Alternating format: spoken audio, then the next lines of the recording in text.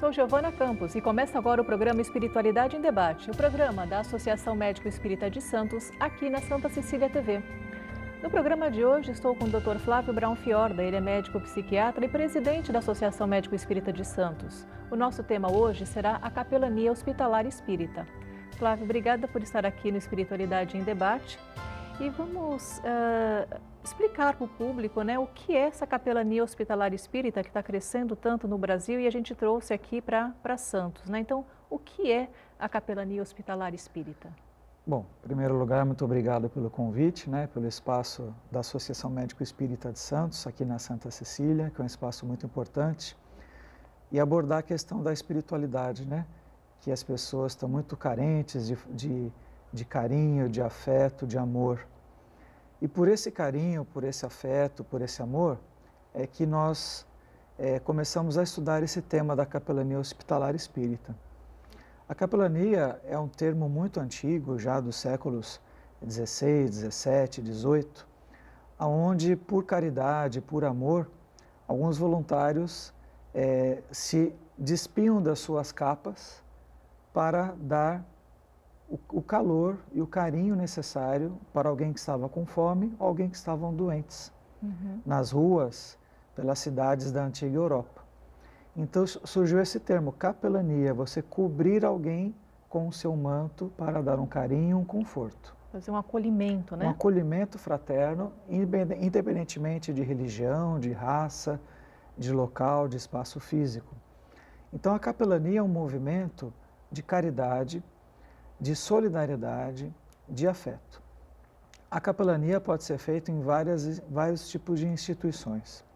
No nosso caso, da parte médica, nós estamos aprendendo a pôr esse projeto em prática em hospitais, principalmente, em ambulatórios de várias especialidades médicas.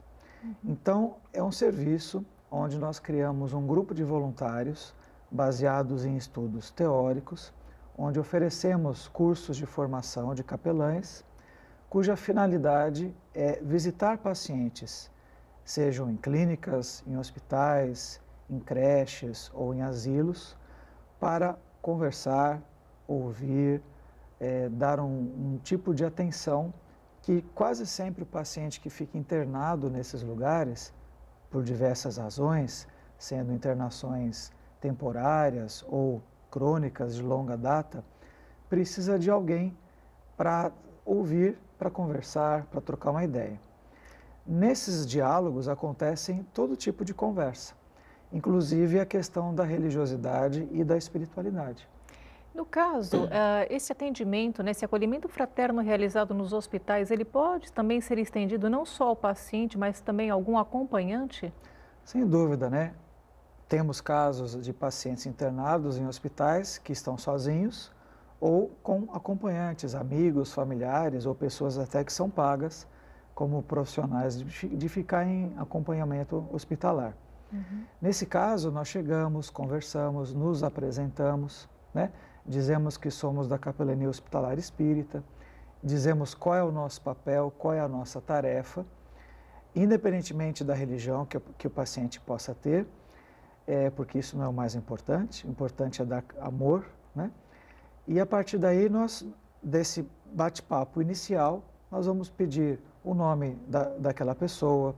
Nós não temos objetivos de falar da doença que está causando a internação. Até para levar, né, esse paciente ou o seu acompanhante a um momento um pouco mais tranquilo, né, de dissociação daquela coisa pesada, Da internação hospitalar, internação, lidar com aquela enfermidade, né? É como se fizéssemos um break, um intervalo daquele período de internação hospitalar, onde a gente recebe um amigo que a gente nunca viu na vida, que vai se apresentar com cordialidade, com educação, para ouvir. E nesse bate-papo de ouvir, podem surgir vários assuntos, a pessoa começa a falar de si mesma, falar da família, ou falar do seu problema, da própria doença, propriamente dito, mas o nosso papel é de incentivar o ânimo, a fé racionalizada e também, em alguns casos, se o paciente quiser e aceitar, fazemos até algum tipo de oração. E nos apresentamos com essa finalidade, e respeitamos a crença de todos e vamos adequar a nossa linguagem pelo movimento espírita, que esse trabalho é da AME Santos, àquele paciente e o seu acompanhante que está ali para receber um carinho, receber um afago.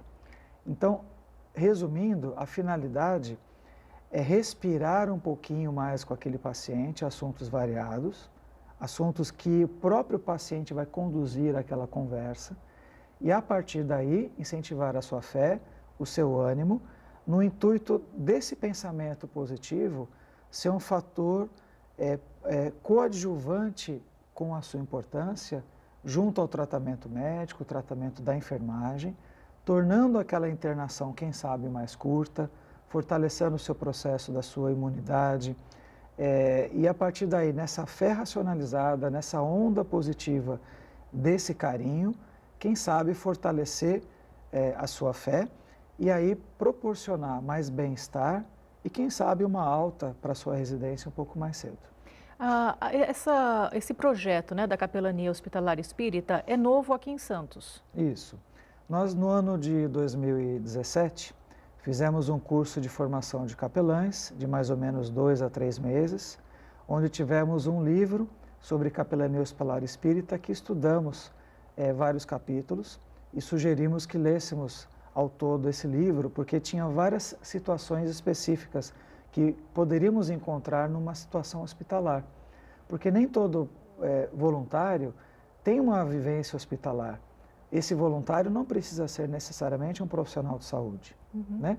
Então, nesse curso de formação teórico, nós apresentamos o que é o projeto, quais eram as suas finalidades e tentamos homogeneizar esse conhecimento desse voluntário, que nem sempre é um profissional de saúde, para que ele possa se sentir fortalecido, embasado teoricamente e com o mínimo de condições emocionais, psicológicas, para lidar com situações adversas de terceiros, que são fragilizados no momento de internação hospitalar. E a partir desse curso teórico, nós começamos o nosso trabalho voluntário, com cerca de 70 voluntários, fizemos grupos em vários dias, em vários horários, de domingo a domingo, no Hospital Estadual Guilherme Álvaro, aqui em Santos, perto aqui da Santa Cecília, onde nós fazemos essas visitas no ambulatório de oncologia, no ambulatório de várias especialidades médicas e nas enfermarias de clínica médica, de clínica cirúrgica. Certo. E qual tem sido, na sua visão, a aceitação, tanto de pacientes quanto dos voluntários? Já tem tido um retorno sobre isso? Sim, nós estamos entrando agora no terceiro ou quarto mês agora de atividades práticas no Hospital Guilherme Álvaro e a receptividade tem sido muito bacana, tanto dos funcionários, dos pacientes e dos seus acompanhantes. Porque quando a gente se despe de um rótulo profissional ou religioso e você trata de pessoa a pessoa, você está valorizando, na verdade, o que o próprio Cristo falou para a gente fazer, que é da gente se amar mais e se tratar um pouco bem melhor uns aos outros.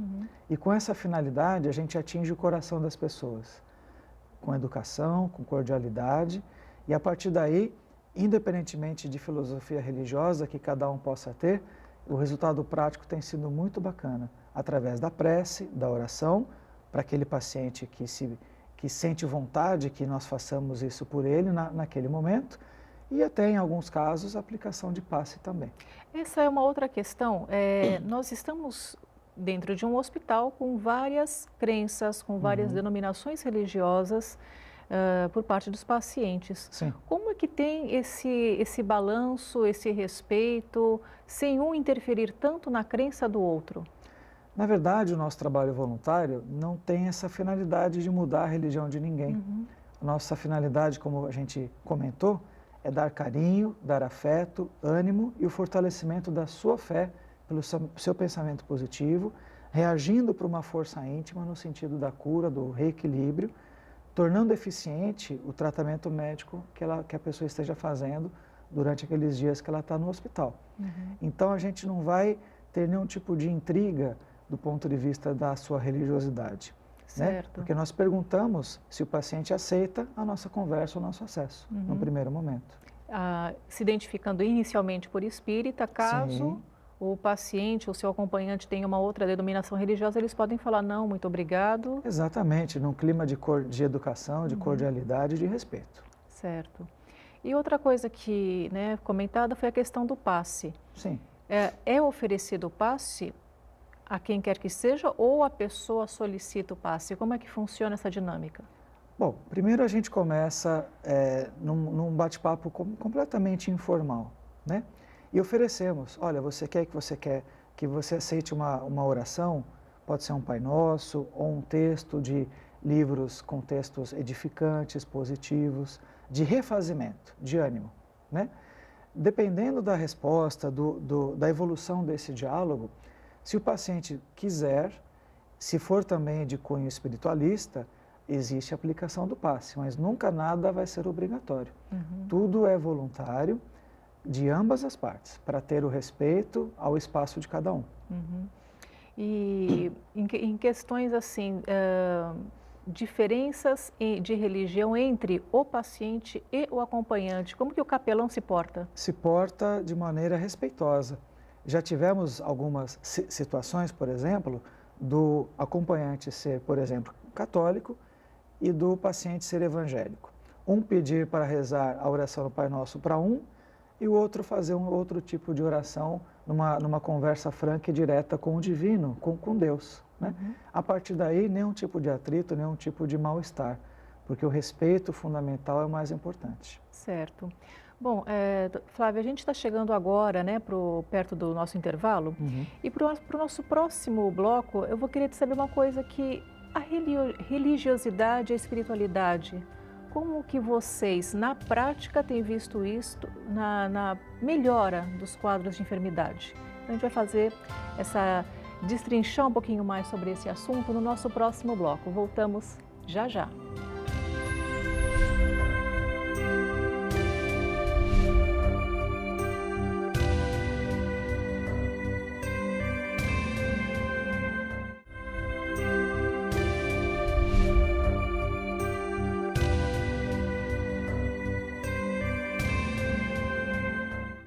Estamos de volta com o programa Espiritualidade em Debate.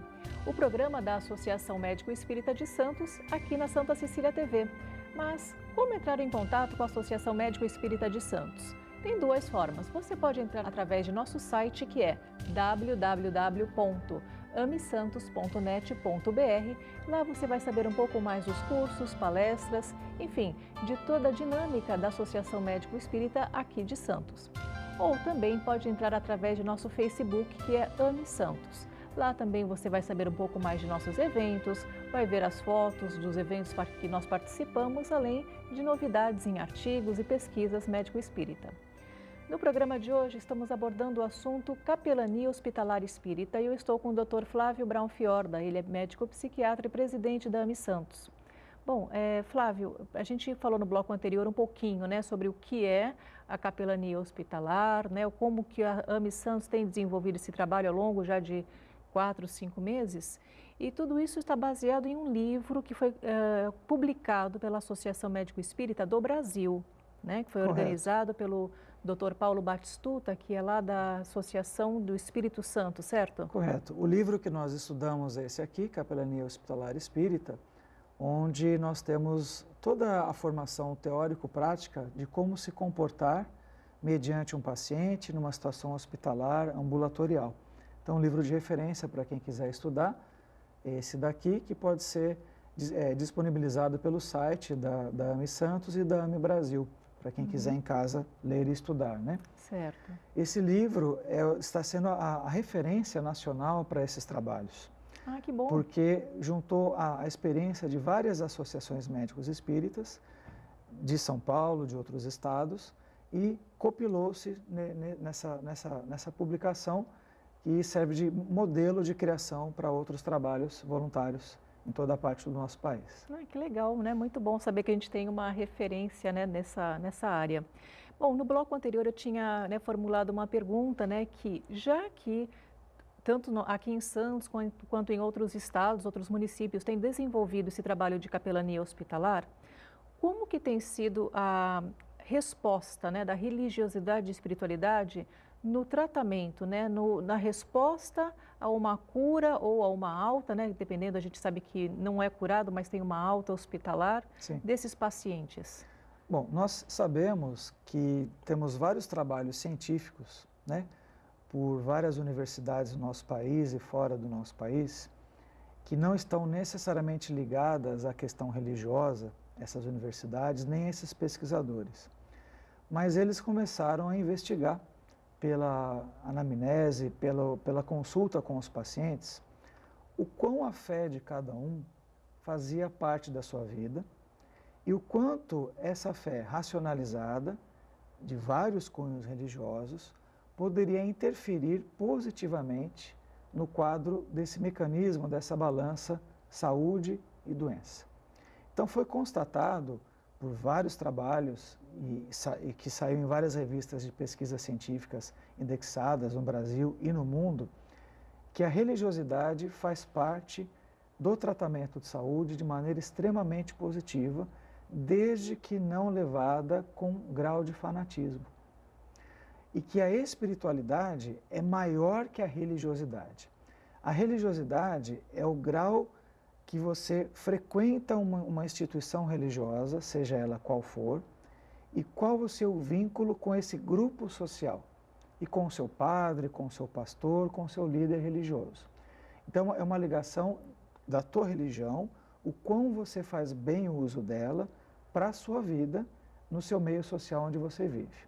Já a espiritualidade, ela engloba todas as religiões. É algo mais intrínseco do seu íntimo, da sua relação pessoal com o Criador, com Deus, que não precisa necessariamente você frequentar um templo religioso para você cultivar a sua espiritualidade. E temos vários exemplos disso, como por exemplo, a prática da yoga, da meditação, da caridade. Quantas pessoas têm essas atividades bem rotineiras na sua vida pessoal, na sua vida profissional, e não frequentam necessariamente nenhum templo religioso? Então, é a tua espiritualidade, o como você pode contribuir com o mundo, com o meio social onde você vive, nessa prática de afeto, de amor com os seres humanos. A espiritualidade, portanto, ela é muito maior que a religiosidade enquanto conceito, porque não depende necessariamente que você frequente ou tenha alguma fé específica de alguma religião específica.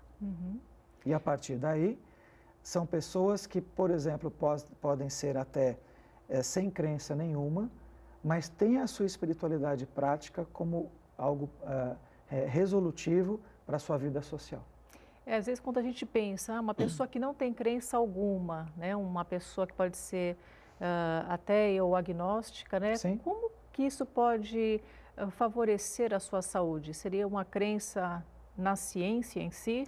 Na ciência e nos atos de amor e caridade. Porque a bondade não tem dono de uma religião, né? A bondade é uma coisa intrínseca ao ser humano. Então vale muito mais a pena você ser bom do que ser beato, necessariamente, de qualquer crença, de qualquer religião. Porque a bondade pode ser exercida aqui e agora, no nosso trabalho, na nossa casa, no meio social onde nós vivemos, o que implica nos conceitos do bom caratismo. Vale muito mais o seu caráter do que o rótulo religioso que você tem.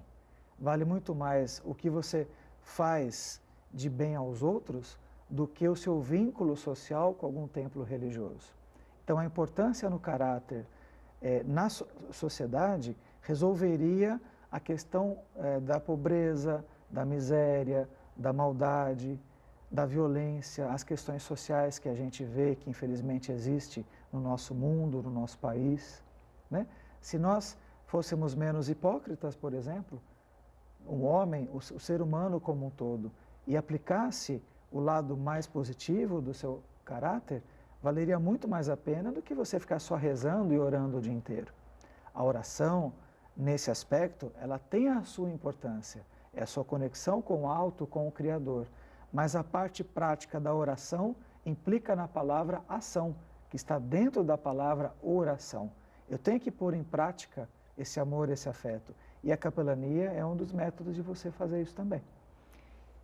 E em relação aos profissionais de saúde que estão no contexto hospitalar, Sim. eles também podem ser beneficiados com a capelania? Eles aceitam? Como que funciona essa dinâmica? Sem dúvida, né? Nosso grupo de voluntários, nós nos apresentamos todas as vezes que chegamos ao ambiente hospitalar, a equipe médica e a equipe de enfermagem, e perguntamos se algum desses pacientes está mais depressivo, precisaria de uma conversa, de um ombro amigo, e a própria equipe hospitalar de enfermagem, os médicos, falam, olha, estou lembrando de um caso, de um paciente assim, está no leito tal, na enfermaria tal, dá uma palavrinha em especial com aquele, porque aquele ele está mais necessitado desse ombro amigo que vocês oferecem voluntariamente. E a capelania hospitalar, ela tem várias frentes, vários voluntários do catolicismo, das igrejas evangélicas, do meio espírita.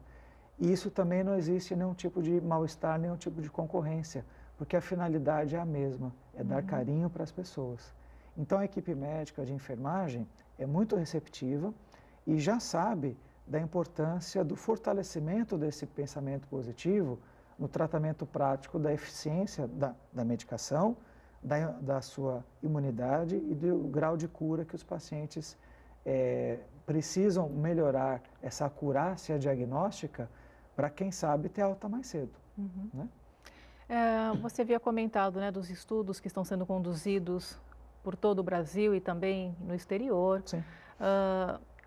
Também, os médicos, eles levam isso em conta dentro do âmbito universitário? Sem dúvida. Várias universidades no país e no mundo já têm a disciplina de espiritualidade no cuidado com o paciente, de fundo multirreligioso. Então, essa formação acadêmica, já para os estudantes da área de saúde, psicologia, enfermagem, quando você trata mais do humanismo, do respeito ao outro, né, numa situação adversa, numa questão de saúde, uma questão de estresse, porque todo mundo que fica num problema de saúde fica estressado. Né? Um paciente hospitalizado, ele fica estressado, o acompanhante fica estressado, e nem sempre as condições hospitalares, sejam no sistema público ou particular ou convênio, são as mais adequadas.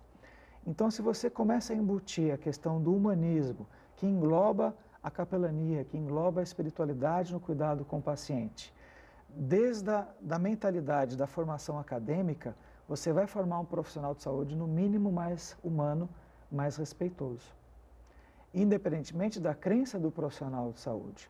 E a gente sabe que as faculdades, as universidades, que já se ativeram a esse movimento, já estão abrindo espaço para disciplinas optativas da espiritualidade na graduação e na pós-graduação. A própria Associação Médico Espírita de Santos, há 23 anos, promove aqui na Universidade de Santa Cecília o curso denominado Ciência, Saúde e Espiritualidade, que é um curso aberto ao público, não só para o profissional de saúde, mas que vai fazer o link do materialismo com o espiritualismo. E há também um grupo para os acadêmicos. Sim. Dentro da Associação Médico Espírita de Santos, nós temos o Dr. Fernando Augusto Garcia Guimarães, ele é médico cirurgião do aparelho digestivo e é o coordenador, o orientador dos acadêmicos de saúde, que são de saúde, no geral, de psicologia, medicina, assistência social, farmácia, fisioterapia. Qualquer estudante de saúde pode se vincular a esse grupo para começar a estudar esses assuntos e fazer algum trabalho teórico-prático na sua universidade ou no hospital onde ele está estudando e trabalhando. Sendo a espiritualidade, a religiosidade, a gente pode até fazer uma medição, né? Qual é a sua religião, sua frequência. Há alguma maneira de se medir a espiritualidade de alguém?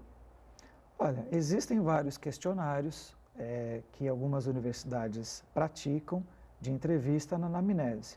Mas o importante é o profissional de saúde não perguntar só da doença daquela pessoa, perguntar como que ela é, o seu jeito de ser, o seu temperamento, como que é a sua fé.